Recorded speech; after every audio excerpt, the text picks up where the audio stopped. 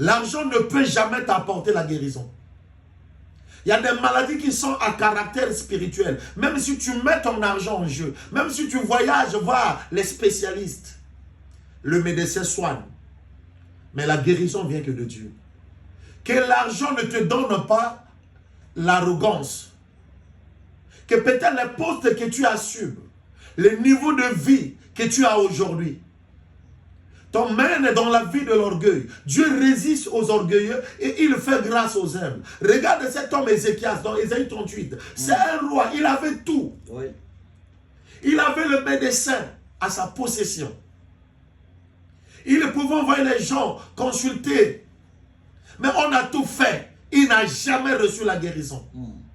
C'est pour vous dire que l'argent ne traite pas tout. L'argent, c'est un bon serviteur, mais un mauvais maître.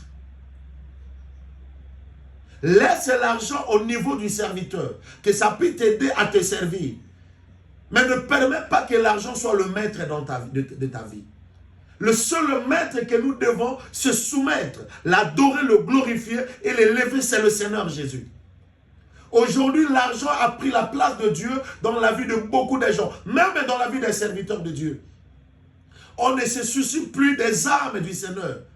Mais notre but est de gagner l'argent. Le Seigneur Jésus ne nous a pas appelés dans le ministère pour gagner l'argent. La Bible dit, cherchez premièrement le royaume des cieux et sa justice. Et le reste vous sera donné par-dessus tout. Dans le reste là, il y a aussi l'argent. La première des choses, nous les prédicateurs de l'évangile, notre souci, c'est le salut des âmes.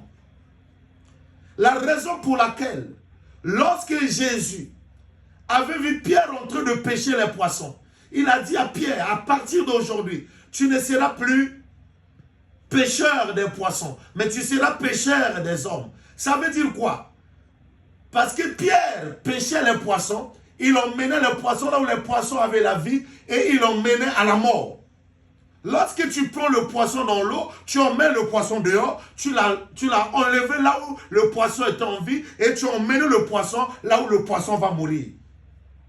C'est pour dire à Pierre que la mission que tu fais là, c'est pas ça. Aujourd'hui, nous avons des hommes de Dieu, nous les serviteurs de Dieu, on fait ça. Au lieu d'emmener les gens là où il y a la mort, pour les emmener à la vie, mais nous emmener les gens là où il y a la vie, pour les emmener à la mort. Lorsqu'il dit, je te ferai pécheur d'hommes, parce que les hommes étaient à la mort. Les hommes étaient dans le chaos, dans la mort du péché. Et il dit à Pierre de pécher maintenant.